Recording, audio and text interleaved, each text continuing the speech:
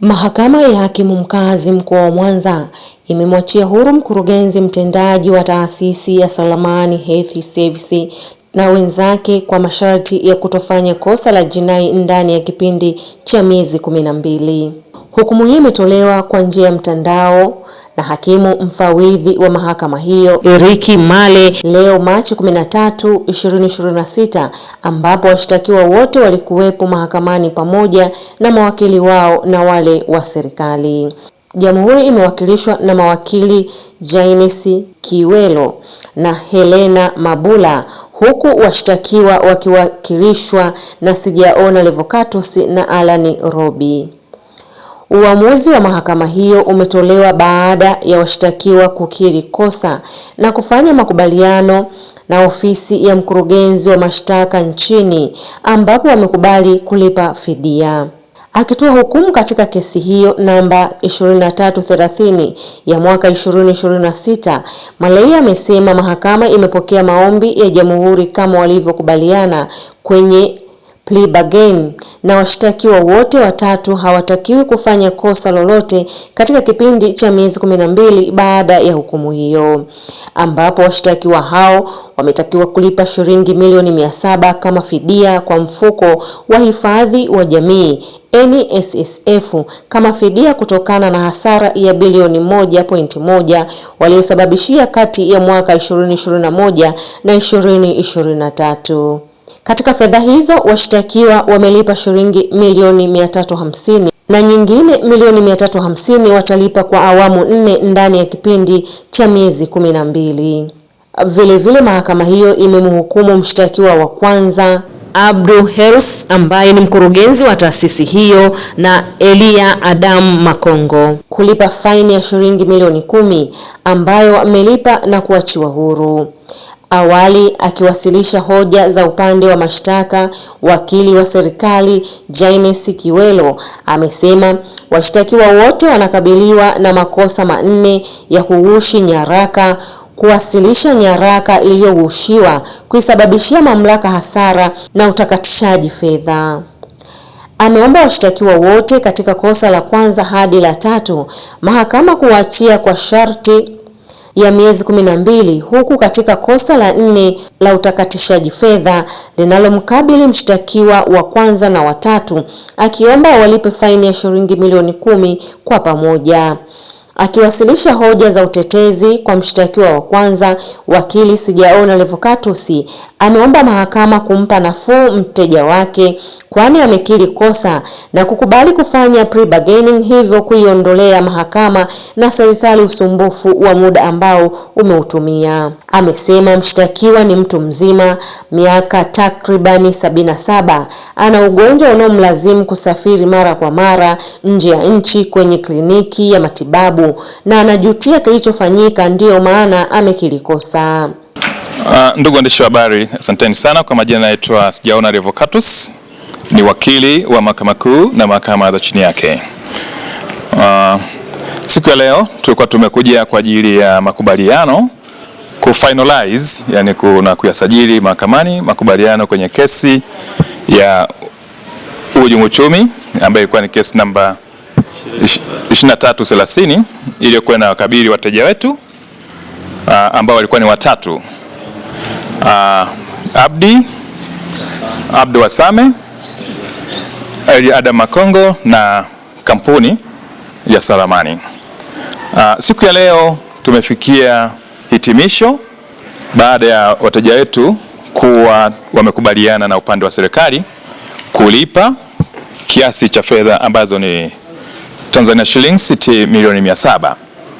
Na hapa siku ya leo mpaka tunafika hapa makubaliano yalikuwa ni kwamba nusu ya fedha ile imeshalipwa, na mpaka leo wateja wetu wamelipa kiasi cha shilingi milioni 350 na shilingi milioni 10 kwa ajili ya faini ya mahakama.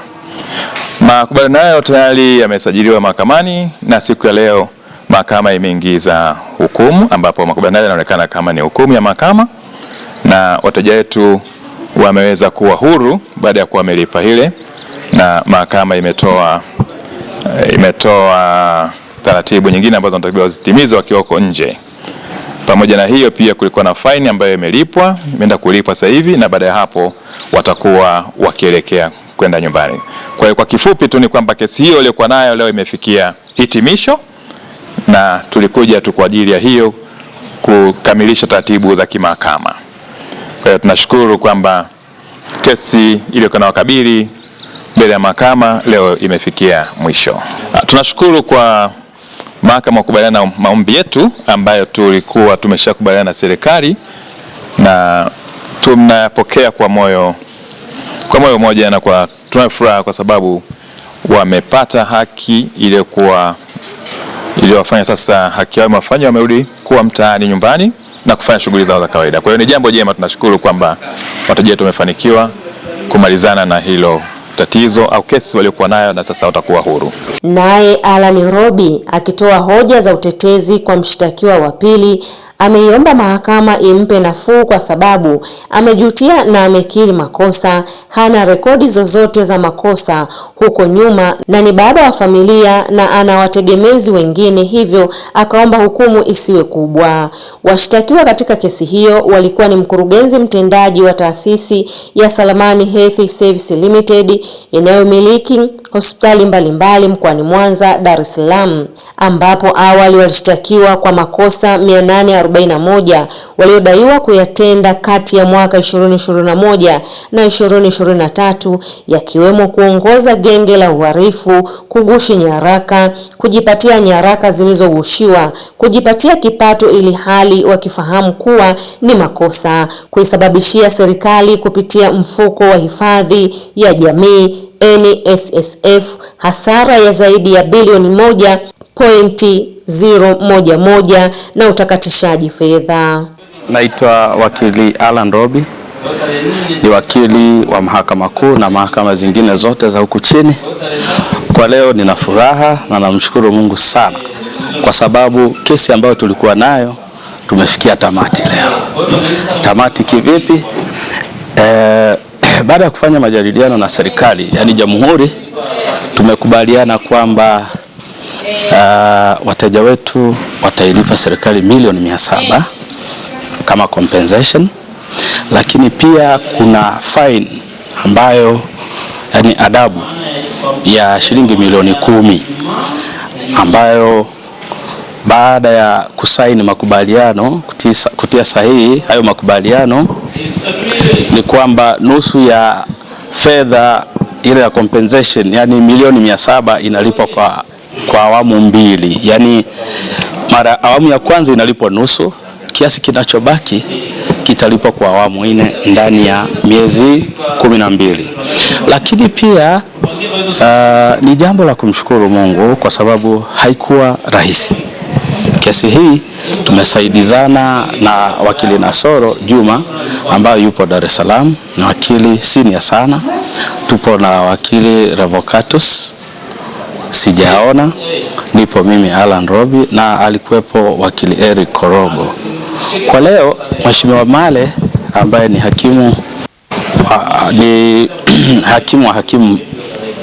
hakimu mkazi wa hakimu wa mahakama ya Resident Magistrate Court ametusikiliza baada ya kusaini yale makubaliano,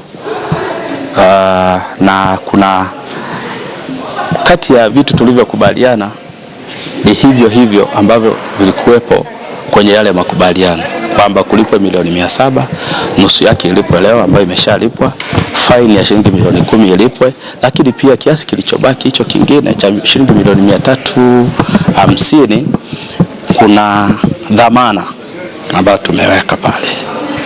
Kuna dhamana ya hati ambayo ni ya mshtakiwa wa kwanza, ili kuweza kuweka kama security kukava ile fedha nyingine ambayo haijalipwa, lakini ambayo inatakiwa ilipwe ndani ya miezi 12.